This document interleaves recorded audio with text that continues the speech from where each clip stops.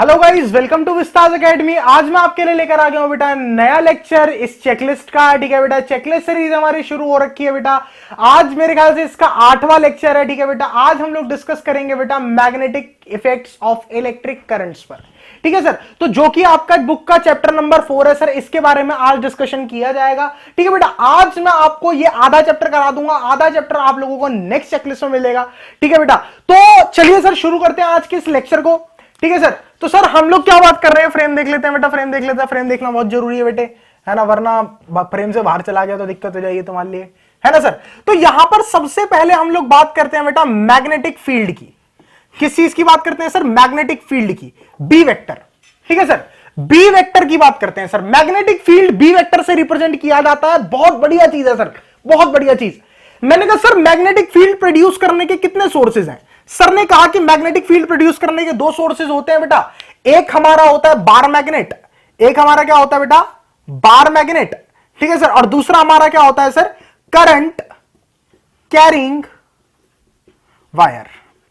अच्छा sir, sir bar magnet तो magnetic field बनाता ही बनाता है, साथ ही साथ करंट कैरिंग वायर भी क्या बनाती है सर? मैग्नेटिक फील्ड बनाती है। ठीक है सर, बार मैग्नेट में हम लोग देखते हैं सर मैग्नेटिक फील्ड की जो डायरेक्शन होती है, मैग्नेटिक फील्ड की जो डायरेक्शन होती है वो क्या होती है सर? वो नॉर्थ टू साउथ होती है sir, outside the magnet, outside the magnet. और साउथ टू नॉर्थ होती है सर इनसाइड द मैग्नेट।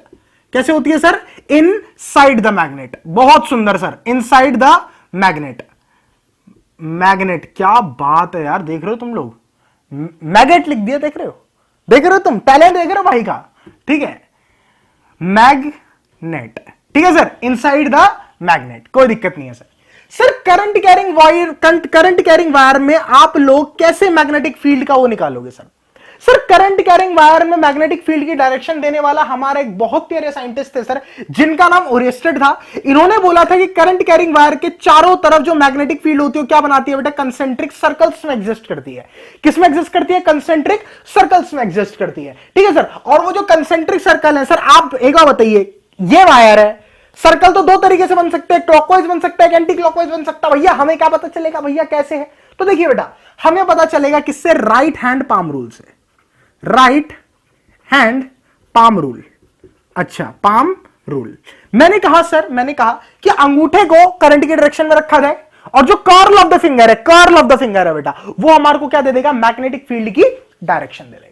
जी हां बेटा, तो अब यहां पर हम लोगों को समझ में आ गया कि सर करंट कैरिंग वायर के भी पास भी मैग्नेटिक फील्ड होती है, बार मैग्नेट के पास भी मैग्नेटिक फील्ड होती है। मैग्नेटिक फील्ड को बी वेक्टर से रिप्रेजेंट किया जाता है। ठीक है सर, तो ओरिस्टेड अंकल जो थे बेटा, ओरिस्टेड अंकल जो थे, है ना सर, वो क्या देने में कामयाब हो गए बेटा? वो देने में कामयाब हो गए बेटा मैग्नेटिक फील्ड की डायरेक्शन। ठीक है सर, अब इसके बाद देखते हैं सर, इसके बाद देखते हैं। ठीक है बेटा, इसके बाद जो नेक्स्ट टॉपिक आता है सर, वो आता है सर हमारा magnetic Lorentz force. Magnetic Lorentz force. ठीक है बेटा, अगर आपका कोई भी चार्ज पार्टिकल, कोई भी चार्ज पार्टिकल क्या होता है सर? क्या होता है? मूव करता है। क्या करता है बेटा? मूव करता है। किस में बेटा? किसी भी मैग्नेटिक फील्ड में, किसी भी मैग्नेटिक फील्ड में। तो सर क्या होता है? उस पर क्या करता है बेटा? उस पर एक फोर्स लगता है। उस पर क्या लगता है? एक फोर्स लगता है, जिसको हम बोलते हैं मैग्नेटिक लोरेंट्ज फोर्स। ठीक है सर, और ये फोर्स बेटा कैसे लिखा जाएगा? ये लिखा जाएगा Q इंटू में V cross B, V vector cross B vector, V for velocity and B for magnetic field. No issues sir, जिंदगी रंगीन। सर जो मैग्नेटिक लोरेंट्ज फोर्स होता है ना, ये चार्ज पार्टिकल को, ये चार्ज पार्टिकल को सर्कुलर मोशन में घुमाने के लिए रिस्पॉन्सिबल होता है। किसके लिए रिस्पॉन्सिबल होता है? सर्कुलर मोशन को में घुमाने के लिए क्या होता है बेटा? रिस्पॉन्सिबल होता है। इसमें भी दो कंडीशंस बनती है बेटा, इसकी भी दो कंडीशंस बनती है, दो केसेस बनते हैं। पहला केस बनता है बेटा, अगर आपका वी वेक्टर पैरेलल है बी वेक्टर के, है ना, या फिर बेटा जो वेलोसिटी वेक्टर है और मैग्नेटिक फील्ड वेक्टर है वो कैसे है बेटा? एंटी पैरेलल है। ठीक है बेटा, क्या है? एंटी पैरेलल है। तो बेटा लोरेंट्ज फोर्स कितना लगेगा? लोरेंट्ज फोर्स लगेगा 0। कितना लगेगा सर? 0 लगेगा। और अगर दूसरे केस में क्या होता है, अगर आपका velocity vector is perpendicular to magnetic field vector होता है, तब हमारा लोरेंट्ज फोर्स मैक्सिमम हो जाता है। कितना हो जाता है? Q इंटू में V इंटू बी। ठीक है सर, QV इतना हो जाता है सर लोरेंट्ज फोर्स हमारा। तो सर मैग्नेटिक लोरेंट्ज फोर्स की कहानी इतनी है सर। ठीक है सर, इसमें इससे ज्यादा क्वेश्चन नहीं पूछा जाता। ठीक है सर। बस आपको मैग्नेटिक लोरेंट्ज फोर्स, अगर आप लोरेंट्ज फोर्स की डायरेक्शन निकालना चाहते हैं बेटा, तो आपको क्या करना पड़ेगा, तो आपको V क्रॉस B की डायरेक्शन देखनी पड़ेगी। जो भी V क्रॉस B की डायरेक्शन आएगी वही आपका लोरेंट्ज फोर्स की डायरेक्शन आएगी सर। ठीक है सर, कोई दिक्कत परेशानी वाली बात नहीं है, एकदम बढ़िया तरीके से समझ में आ गया सर। सर यहां तक हम लोगों ने क्या देखा सर, हमने मैग्नेटिक फील्ड देखा, मैग्नेटिक फील्ड की डायरेक्शन देखी, है ना। मैग्नेटिक फील्ड में अगर कोई चार्ज पार्टिकल मूव कर रहा है सर, तो उस पर एक फोर्स लगता है जिसको लोरेंट्ज फोर्स बोला। ठीक है सर, यहां तक की बात हम लोगों ने देखी। लेकिन सर वो मैग्नेटिक फील्ड की वैल्यू कैसे निकाली जाएगी? मैंने कहा भाई देख समझ, मैग्नेटिक फील्ड की वैल्यू को बताने वाले 2-3 साइंटिस्ट हैं अपने। ठीक है सर, मैग्नेटिक फील्ड की वैल्यू को बताने वाले, यानी कि बी वेक्टर को बताने वाले कितने बेटा, 2-3 हमारे साइंटिस्ट हैं। कौन है सर? पहला तो हमारा साइंटिस्ट है बेटा बॉयट सावर्ट लॉ। पहला कौन सा लगता है सर? Boyd Savart law. ठीक है सर। दूसरा हमारा क्या है बेटा? Ampere circuital law. दूसरा हमारा क्या है? Ampere circuital law. ठीक है सर। तो सर दोनों लॉज को पढ़ते हैं सर, दोनों लॉज को समझेंगे, है ना। पहले आज मैं बायो सावर्ट लॉ कराऊंगा आप लोगों को। ठीक है सर, और इस पर कुछ न्यूमेरिकल की टाइप्स होती हैं बेटा, वो आपको लोगों को बता दूंगा। ठीक है सर। तो मैंने बोला भाई ये पहली बात तो टेस्ला में मेजर करी जाती है, जो कंपनी आजकल एक बहुत ज्यादा प्रचलन में है बेटा, इलन मस्क भैया की कंपनी, है ना भैया। इलन भैया की कंपनी बेटा टेस्ला। आहा बेटे, इलन भैया ने कतई तबाही मचा रखी है बेटे। एक ट्वीट से क्रिप्टो हाई कर देते हैं, एक ट्वीट से क्रिप्टो गिरा देते हैं बेटे ऐसी आतंक मचा रखा है इलन भैया ने, मतलब देखो टोरा हो तो ऐसा हो इंसान का। ठीक है, एक ट्वीट धड़क से नहीं करा भैया, क्रिप्टो करेंसी ऊपर से नीचे। ठीक है बेटे, बिटकॉइन जो सभी कॉइन्स का बादशाह बना बैठा था बेटे, वो डॉगी कॉइन के पास आने वाला है थोड़े दिन में। ठीक है बेटे, तो बेटे समझ रहे हो तुम लोग कितनी जबरदस्त चीज है। ठीक है, ऐसा टोरा चाहिए यार जिंदगी में, ऐसा टोरा बनाना है तो पढ़ लो बेटे, बाबू चोना से कुछ नहीं होगा। ठीक है बेटे, तो क्योंकि बेटे अगर हमारे इलन भैया भी बाबू चोना कर रहे होते बेटा, है ना, तो वो इलन भैया नहीं बन पाते, है ना बेटा, वो अपने इधर के टन भैया बन के रह जाते हैं। ठीक है बेटे, जो कि बेटे पान बेचते हैं। ठीक है बेटे, इलन भैया ने डिवोर्स लिया और आज वो इलन भैया बन गए।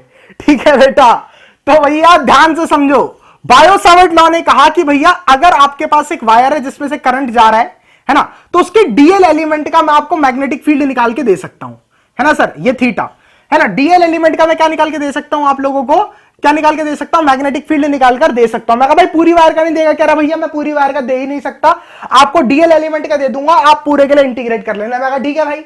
इसने हमारे को बताया कि जो आपका magnetic field for DL element है पी पॉइंट पर, डीबी वेक्टर, इसको हम लिखते हैं म्यू नॉट अपॉन में 4 pi I DL cross R upon में आर क्यूब। ये हमारा क्या है बेटा? Biot Savart law. ये हमारे बायो सावर्ट लॉ की क्या है बेटा? वेक्टर फॉर्म है। क्या है बेटा? वेक्टर फॉर्म है सर। ठीक है सर। इसमें हमारा जो म्यू नॉट होता है बेटा, इसको हम बोलते हैं परमिएबिलिटी ऑफ फ्री स्पेस बेटा। इसकी वैल्यू कितनी होती है? 4 पाई इंटू 10 की पावर -7। सिर्फ म्यू नॉट की बात कर रहा हूं। ठीक है सर। अब यहां से जरा ध्यान से देखा गया, अगर मैं डीएल क्रॉस आर को बेटा रिजॉल्व करता हूं, तो इसको मैं लिख सकता हूं डीएल आर साइन थीटा। कोई इशू नहीं है सर। इसको यहां पर पुट कर देते हैं, तो सर डीबी वेक्टर क्या आया? डीबी वेक्टर आया mu not upon 4 pi I d l r sine theta upon में आर क्यूब। इससे काटेंगे तो बेटा यहां पर 2 बचेगा, आपका बन जाएगा mu naught upon 4 pi I DL sine theta upon में आर स्क्वायर। ठीक है सर। तो यह हमारा क्या बन जाएगा? डीबी बन जाएगा बेटा। मैग्नेटिक फील्ड का मैग्नीट्यूड इतना आ जाएगा सर। ठीक है सर, है ना। अब आप मैग्नेटिक फील्ड की जो डायरेक्शन देखेंगे, देखो वैसे तो जनरली देख सकते हो, कोई दिक्कत परेशानी नहीं है कि करंट इधर है और पी पॉइंट वैसे अंदर की तरफ रहेगी, ऐसे देख सकते हो, कोई दिक्कत नहीं है।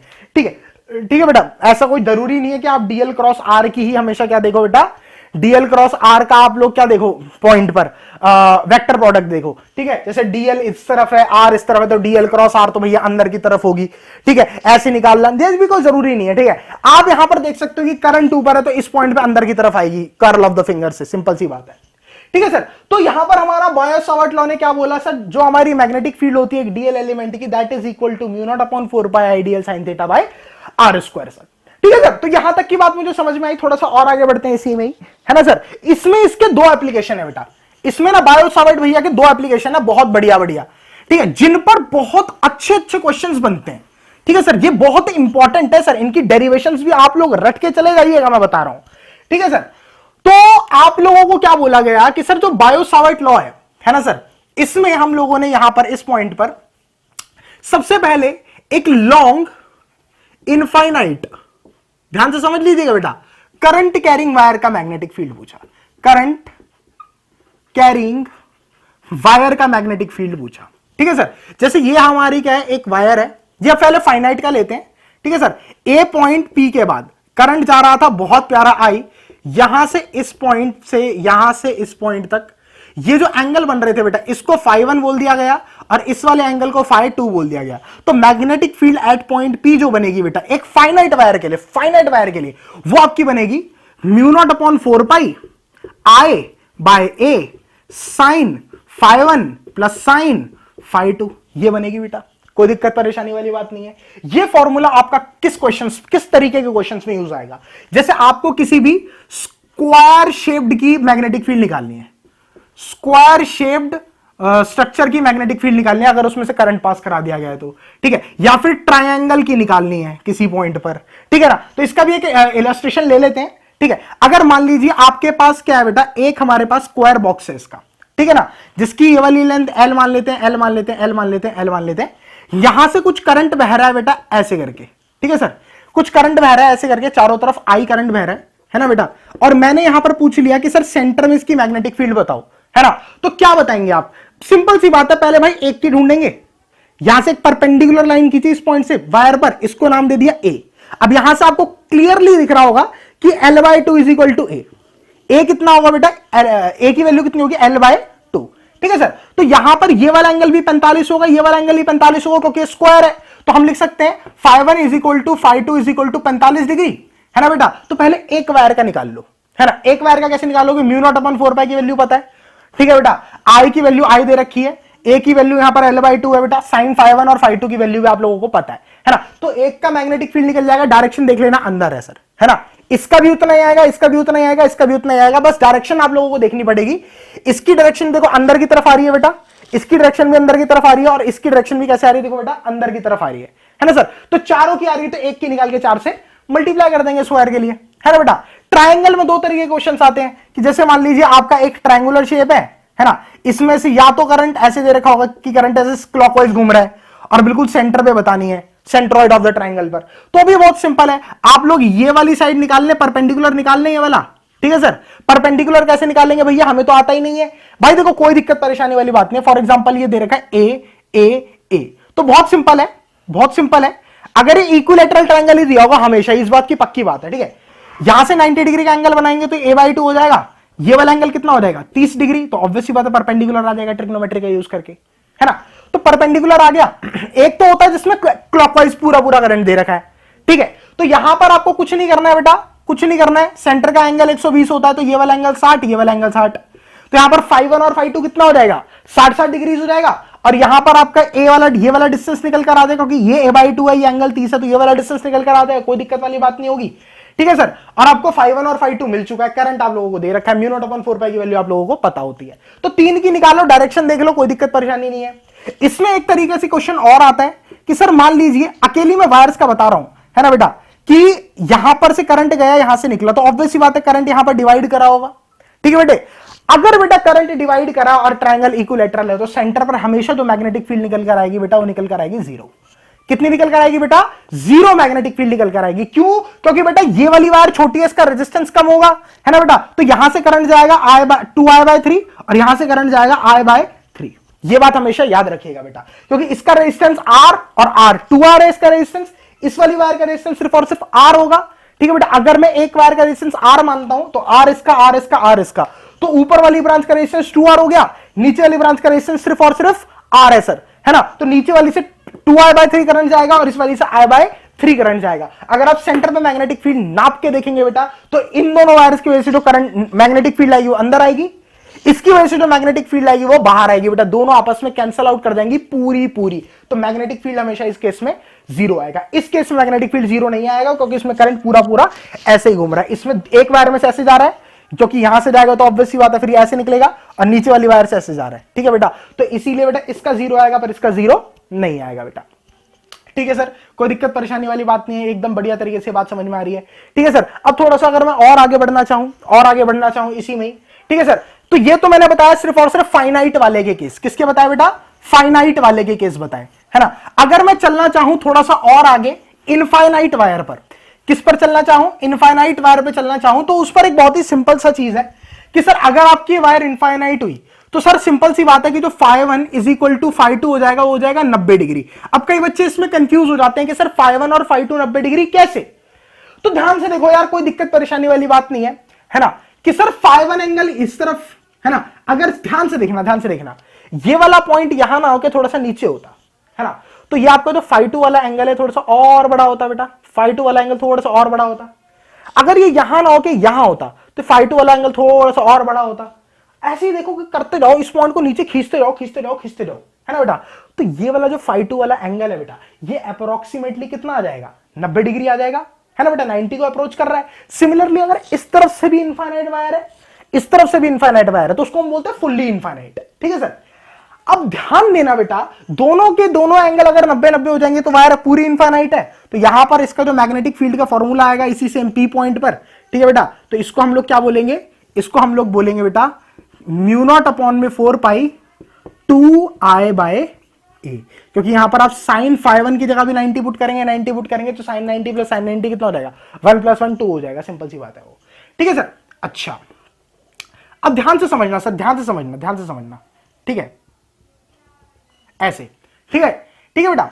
अब ध्यान दीजिएगा कि अगर ये वायर कैसी होती, ये तो हमारे किसके लिए बना है सर, इनफाइनाइट वायर के लिए बना है, क्वेश्चन आएगा तो डायरेक्ट ही आएगा इनफाइनाइट वायर का। ठीक है बेटा। तो बेटा अगर मान लीजिए क्वेश्चन आपको दिया हुआ है किस चीज का, सेमी इनफाइनाइट वायर का, ये भी एक केस है सर।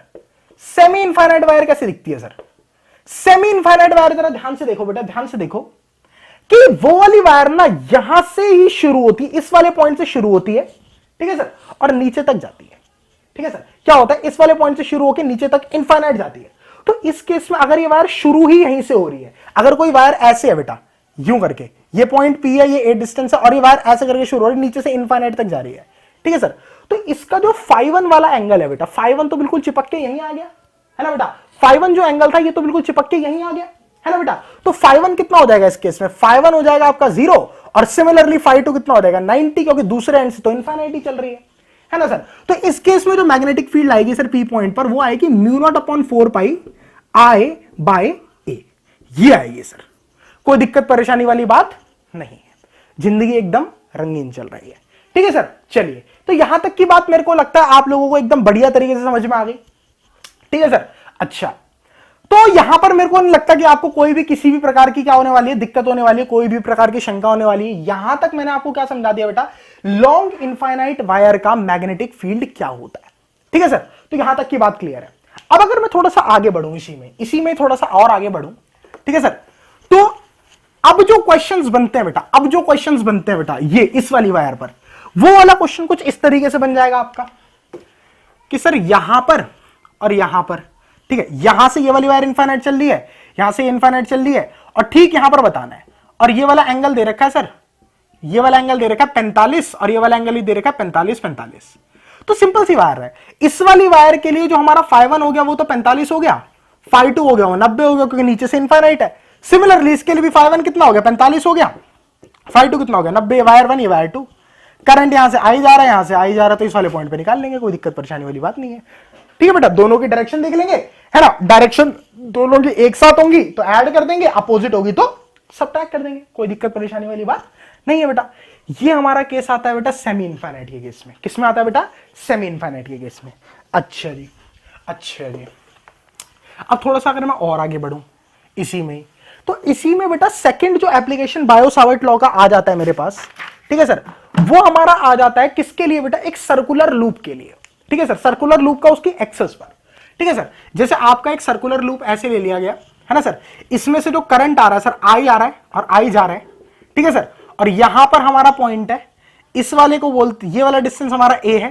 ठीक है सर, इस पॉइंट को बोलते हैं पी, इसको डिस्टेंस मान लो एक्स। तो पी पॉइंट पे अगर मैं बोलूं इसके लिए, है ना, क्या मैग्नेटिक फील्ड होगी, तो आप लोग बेझिझक बोल देंगे सर, बेझिझक बोल देंगे कि सर इसके लिए μ0/4 2 I a² में a² + x² की पावर 3/2, इतना टेस्ला।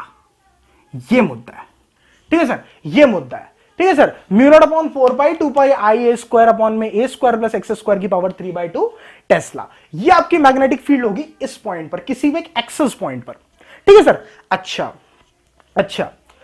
और सर एक बात अगर देखी जाए कि अगर ये वाला पॉइंट कहां आ जाए, बिल्कुल सेंटर पे आ जाए बेटा, एट दी सेंटर, अगर मैं कहां निकालना चाहूं, एट द सेंटर, सेंटर पे निकालना चाहूं बेटा, सेंटर पे निकालना चाहूं, ये क्या है बेटा, एट दी एक्सिस, ये एक्सिस पर है। ठीक है सर, अगर मैं सेंटर पर निकालना चाहूं तो सेंटर पर निकालने के लिए एक्स की वैल्यू 0 हो जाएगी, है ना बेटा, क्योंकि अगर इस पॉइंट को उठाकर यहां रखा तो एक्स की वैल्यू कितनी, 0। तो यहां पर देखो बेटा, मैग्नेटिक फील्ड क्या होगा सर, मैग्नेटिक फील्ड यहां हो जाएगा म्यू नॉट अपॉन 4 पाई 2 पाई आई अपॉन में ए स्क्वायर, ये टेस्ला आ जाएगा, 2 पाई आई बाय ए आ जाएगा, ये हमारी मैग्नेटिक फील्ड आ जाएगी सेंटर पर। ठीक है सर, अच्छा अगर मैंने बोला भाई मेरा पूरा सर्कल भी नहीं है, मेरे को सिर्फ इतने से सर्कल के लिए चाहिए, सिर्फ इतना सर्कल, एंगल थीटा दे रखा है, तो कुछ नहीं है बेटा, for any part of circular loop, ठीक है बेटा, सर्कुलर लूप के किसी भी एक पार्ट के लिए अगर आपको मैग्नेटिक फील्ड चाहिए सर, तो वो भी आ जाएगी सर, म्यू नॉट अपॉन 4 पाई 2 पाई आई बाय ए स्क्वायर, और यहां पर थीटा बाय 360 से उसको डिवाइड कर दीजिए। अगर आप थीटा बाय 360 से मल्टीप्लाई कर रहे हैं तो थीटा आप डिग्री में रखिए, वरना अगर आप थीटा अपॉन में 2 पाई से डिवाइड कर रहे हैं तो आप थीटा किस में रखिए, रेडियन में रखिए। ठीक है सर, इन दोनों क्वांटिटी से मल्टीप्लाई कर सकते हैं, लेकिन दोनों से मत कर देना, पता चले दोनों से करके आया भैया हमारा तो गलत हो गया भैया। ठीक है, ऐसा मत कर देना बेटे, थीटा बाय 360 से करो या तो थीटा बाय 2 पाई से करो। ठीक है बेटा, अब इसी पर है ना बहुत बढ़िया बढ़िया क्वेश्चंस बनते हैं बेटा, है ना बेटा, सॉफ्टी वाले क्वेश्चन बनते हैं बेटा, सॉफ्टी वाले क्वेश्चन। ठीक है बेटा, अच्छा तो बेटे ऐसे ही क्या हुआ बेटा, एक दिन क्या हुआ है ना, किसी की बाबू, कौन बेटा, किसी की बाबू, कोई बच्चा अपनी बाबू के साथ क्या गया बेटा, कोई बच्चा अपनी बाबू के साथ आइसक्रीम खाने गया बेटे, इस कोरोना काल में, इस भीषण काल में बेटे बाबू को आइसक्रीम खिला रहा बंदा, देख रहे हो, ये बेटे मतलब गुदा ही चाहिए इसके लिए भी। ठीक है, मतलब बाबू को बेटे सॉफ्टी खिला रहा, सॉफ्टी। अब देखो सॉफ्टी वाले प्रॉब्लम्स कैसे होते हैं, मैंने बोला कि सर ये हमारी एक सॉफ्टी है, एंगल 60 डिग्री है। ठीक है सर, ये हमारी एक सॉफ्टी है ऐसे करके, ठीक है, और ये भी हमारी एक सॉफ्टी है सर। ठीक है, ये हमारी एक सॉफ्टी ऐसे दिखते ना भाई, है भाई बाबू बाबू बाबू वालों। ठीक है बेटे, यहां से मैंने बोला ये ऐसे जा रहा है। ठीक है बेटे, यहां से लेके यहां तक का जो डिस्टेंस है बेटा, ये कितना है सर, ये मान लीजिए R1 मान लीजिए, है ना, R1 या A1 मान लो, यहां से लेके यहां तक के क्या मान लो, A2 मान लो, करंट मान लीजिए I जा रहा है। ठीक है सर, अब मैंने पूछा कि सेंटर पे मैग्नेटिक फील्ड बताओ। ठीक है, तो सबसे पहले आपको इस वाली वायर के लिए निकालना है सेंटर पर। ठीक है बेटा, कैसे निकाल के, वही अपना फॉर्मूला यूज करके, म्यू नॉट अपॉन 4 पाई 2 पाई आई बाय ए यूज करके, है ना, इसमें आप लोग थीटा बाय 360 लगा देंगे, क्योंकि एंगल किसमें दिया है, डिग्रीज में दिया हुआ है। ठीक है बेटा, थीटा तो 60 हो जाएगा, आई की वैल्यू हमारे को इसके लिए पता है, इसके लिए रेडियस की वैल्यू हमारे को पता है कितनी, A2, म्यू नॉट अपॉन 4 पाई की वैल्यू पता ही है, तो फिर भी पाई है। ठीक है, कोई दिक्कत परेशानी वाली बात अपने को आने वाली नहीं है, तो एकदम बढ़िया तरीके से मेरा समझ में आ जाएगा, इसकी मैग्नेटिक फील्ड इस पॉइंट पर निकल जाएगी। ठीक है, अच्छा इनवर्ट आएगी आउटवर्ड आएगी वो लोग आप ही देख सकते हैं कि भाई इधर है और यूं करके घुमा रहा हूं, तो ऑब्वियस सी बात है इस वाले पॉइंट पे क्या आ रही है, इनवर्ट आ रही है। कैसे आ रही है, इनवर्ट आ रही है, क्योंकि देखो ना यहां से इस तरफ गया, यूं करके जा रहा है, और देखो अंदर की तरफ आ रही है मैग्नेटिक फील्ड, अंदर की तरफ आ रही है ना बेटा, तो इसके लिए इन्वर्ट हो गई। अब ऊपर वाले के लिए क्या हो जाएगी, नीचे से ऐसे बाहर आएगा, करंट ऐसे जा रहा है, यहां से अंदर नीचे से बाहर। ठीक है बेटे, तो यहां से आउटवर्ड हो जाएगी, और इसके लिए जो आर रेडियस की वैल्यू हो जाएगी वो कितनी हो जाएगी, A1। बाकी सब कुछ सेम रहेगा, इसके लिए वैल्यू कितनी हो जाएगी, A1। सिंपल, ये सॉफ्टी वाले क्वेश्चन होते हैं। ठीक है बेटा, अच्छा अगर मान लीजिए आपको कुछ क्वेश्चन ऐसा आया है ना कि भाई हमारा ये ऐसे दे रखा है, ये बड़ा प्रचलन में था बेटा एक टाइम पे क्वेश्चन, ठीक है ना, मुझे नहीं पता क्यों। ठीक है, जैसे ये हमारे को दे रखा है, अब इस उन्होंने बोला यहां से करंट आया, यहां से निकल गया, तो ऑब्वियस सी बात है यहां पे डिवाइड हुआ होगा, सिंपल सी बात है। तो ये पूछ रहे इसके सेंटर पे बता दो, इसका सेंटर भी रेडियस भी दे रखा है A, इसका रेडियस कुछ दे रखा है A, अब बोल रहे इसके सेंटर में बता दो, तो भाई सिंपल तो है, कुछ करना थोड़ी है कि सर ये वाला जो पॉइंट है हमारा, ध्यान से समझो, ये 90 डिग्री है। ठीक है, अब ध्यान से देखना, यहां से नीचे से करंट I1 जाएगा और यहां से करंट I2 जाएगा।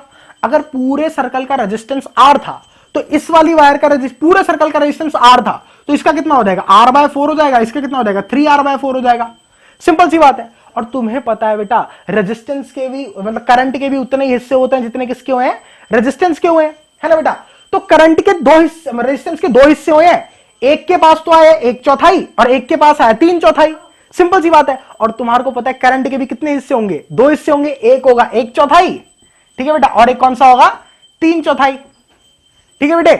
कोई दिक्कत परेशानी वाली बात, यहां तक की बात समझ में आ रही है, बोलो क्लियर है ना यहां तक, है ना। तो मुद्दा कुछ नहीं है बेटे, मुद्दा कुछ नहीं है, जहां पर रेजिस्टेंस कम है वहां से ज्यादा करंट दौड़ा दो, 3I/4, जहां से रेजिस्टेंस ज्यादा है वहां पे कम करंट दौड़ा दो, I/4, खत्म हो गया मुद्दा। यहां से जाएगा हमारी बाजी खत्म, है ना, हम लोगों को आंसर मिल जाएगा, है ना। तो अब तुम्हारे को पता है रेडियस भी पता है, थीटा भी पता है, इसके लिए 90 है ना बेटा। अगले के लिए कितना है, अगले के लिए कितना है, θ/360 करना होता है ना, तो एक के लिए तो 90 हो गया और दूसरे वाले के लिए कितना हो गया 270, दोनों के से सॉल्व कर देना, खत्म हो गई बात। मुद्दा एकदम सिंपल है बेटा, मुद्दा एकदम सिंपल है, ठीक है बेटा। तो इस तरीके से इसको कर सकते हो, है ना। अच्छा, कोई दिक्कत नहीं है, कोई दिक्कत नहीं है सर, यहां तक की बात समझ में आई, यहां तक की बात समझ में आई, ठीक है बेटा। अच्छा, फिर दोनों की डायरेक्शन देख के प्लस माइनस अपना देख लेना क्या करना है क्या नहीं करना, ठीक है ना। अच्छा, यहां तक की बात क्लियर है भैया, एकदम बढ़िया, है ना। अब इसके बाद बेटा एक बहुत ही सिंपल सा कॉन्सेप्ट आता है बेटा, जिसको हम लोग बोलते हैं बेटा motion in a magnetic field. क्या बोलते हैं sir, motion in a magnetic field, motion in a magnetic field. इस पर डायरेक्ट क्वेश्चन आते हैं, ठीक है, ध्यान से बता दूंगा, ठीक है सर। सबसे पहला motion in a magnetic field, अगर आप मान लीजिए at theta is equal to 90 degree पे एंटर करता है पार्टिकल, ठीक है सर। मान लीजिए ये आपका मैग्नेटिक फील्ड है और पार्टिकल जो एंटर करता है v वेलोसिटी से बिल्कुल 90 डिग्री पे एंटर करता है, तो ये क्या होगा बेटा, ऐसे सर्कुलर मोशन में घूमता रहेगा। कैसे घूमता रहेगा, ऐसे सर्कुलर मोशन में घूमता रहेगा आर रेडियस बना के। फॉर एग्जांपल इसका मास ms पर चार्ज q है, तो जो आर रेडियस बराबर होगा ये किसके बराबर होगा, mv अपॉन में qb। किसके बराबर होगा बेटा, mv अपॉन qb, ठीक है बेटा। इसको हम एक और तरीके से लिख सकते हैं, p अपॉन में qb। यहां पर p क्या हो जाएगा बेटा, p हो जाएगा मोमेंटम, ठीक है बेटा। या फिर हम इसको लिख सकते हैं अंडर द रूट 2 इंटू में मास इंटू में काइनेटिक एनर्जी अपॉन में q इंटू में, ठीक है बेटा। मोमेंटम को हम लोग 2m के लिख सकते हैं ना, 11th क्लास में पढ़ा होगा तुम लोगों ने, है ना। तो रूट 2m के अपॉन में q भी ऐसे भी लिखा जा सकता है, ठीक है सर। इक्वल्स इसको और कैसे लिख सकते हैं, बस ये 2-3 तरीके हैं, ठीक है बेटे, ऐसे लिख सकते हो। और टाइम पीरियड क्या है बेटा, एक पूरा चक्कर लगाने का टाइम पीरियड क्या है बेटा, 2πm/qb। कितना है सर, 2πm/qb, नो इश्यूज। अच्छा सर, पहला केस तो था जब हमारा 90 डिग्री पे आ रहा था, है ना सर। दूसरा क्या है, दूसरा होता है बेटा अगर मान लीजिए आपका जो चार्ज पार्टिकल है वो कैसे एंटर कर रहा है बेटा, वो एंटर कर रहा है थीटा डिग्री के एंगल पर। कैसे एंटर कर रहा है, थीटा डिग्री के एंगल पर। तो दो बन गया बेटा v cos थीटा और ऊपर की तरफ क्या बन गया बेटा, v sin थीटा, ऐसे करके ये आगे जाएगा बेटा। इस पाथ को बोलते हैं बेटा हेलिकल पाथ। क्या बोलते हैं बेटा, हेलिकल पाथ बोलते हैं। क्या बोलते हैं बेटा इसको, हेलिकल पाथ बोलते हैं, है ना। इसमें v sin थीटा वाला कंपोनेंट है तो गोल गोल घुमाता है ना बेटा। जो परपेंडिकुलर टू मैग्नेटिक फील्ड का कंपोनेंट होता है वो कौन क्या घुमाता है, गोल गोल घुमाता है। और जो v cos थीटा बेटा वो उसको आगे लेकर जाता है, ठीक है बेटा। तो यहां पर भी क्या रहेगा बेटा, यहां पर जो रेडियस का फॉर्मूला बन जाएगा वो हो जाएगा mv sin थीटा अपॉन में qb, ठीक है ना। या फिर इसको हम क्या लिख सकते हैं, mv को तो मोमेंटम लिख लोगे, कोई दिक्कत वाली बात नहीं है, momentum perpendicular to this mv sin theta को, तो इस तरीके से लिख सकते हो, ठीक है। और अगर मैं टाइम पीरियड की बात करूं तो ये हमारा सेम है 2πm/qb। यहां पर एक टर्म आ जाती है पिच, लैम्डा को बोलते हैं हम लोग पिच, एक टर्म आ जाती है। ये होता है बेटा एक रेवोल्यूशन में, एक रेवोल्यूशन जैसे यहां से एक पूरा चक्कर काट के यहां है ना, तो एक रेवोल्यूशन में जितना डिस्टेंस ट्रेवल किया गया उसको बोलते हैं पिच, ठीक है बेटा। और डिस्टेंस क्या होता है, वेलोसिटी इंटू टाइम। तो भैया ये जो पिच होगा ये किसके बराबर होगा सर, इस तरफ वाली वेलोसिटी इंटू टाइम। तो सर यहां जो लैम्डा होगा किसके बराबर होगा, v cos थीटा इंटू में टी की जगह पे ये पुट कर सकते हो, ठीक है बेटा। कोई दिक्कत परेशानी वाली बात नहीं है बेटा, एकदम बढ़िया तरीके से तुम लोगों को बात समझ में आ रही है, ठीक है। इसमें आप लोगों को ना चार्जेस जानने का थोड़ा सा वो होगा, देख लो यहां पर, ठीक है। मास चार्ज किस किस का, प्रोटॉन का, ड्यूट्रॉन का और अल्फा पार्टिकल का, क्योंकि इनका रेशियो आ जाता है कई बारी, ठीक है बेटा। मास और चार्ज का रेशियो बताना तो बहुत सिंपल है ना। प्रोटॉन का मास m, चार्ज e, ठीक है बेटे। अल्फा पार्टिकल जो होता है बेटा ये होता है doubly charge helium atom, sorry doubly charge helium atom obviously. तो इसका चार्ज होता है 2e और इसका चार्ज होता है e, इसका मास है 2m, इसका मास है 4m। ये टेबल आप याद कर लें, ठीक है बेटे। क्योंकि ये आते हैं बेटा कि एक सेम वेलोसिटी से एंटर करे मैग्नेटिक फील्ड रीजन में तो रेडियस क्या बनाएंगे, सेम काइनेटिक एनर्जी से एंटर करे तो क्या बनाएंगे, सेम मोमेंटम से एंटर करे तो कितना रेडियस इंप्लाई करेंगे, तीनों का रेशियो बताइए। तो उस तरह के क्वेश्चन इस पर पूछ लिए जाते हैं। तो अब आप लोग क्या करेंगे, प्रीवियस ईयर्स लगा लेंगे, ठीक है, इन सब टॉपिक के, ठीक है सर। और प्रीवियस ईयर लगाने के बाद इससे ही उसको क्या कर लेंगे, मैप कर लेंगे, एकदम मैप हो जाएगी। ठीक है बेटा, तो मिलेंगे आप लोगों से नेक्स्ट क्लास में। Till then bye bye, take care.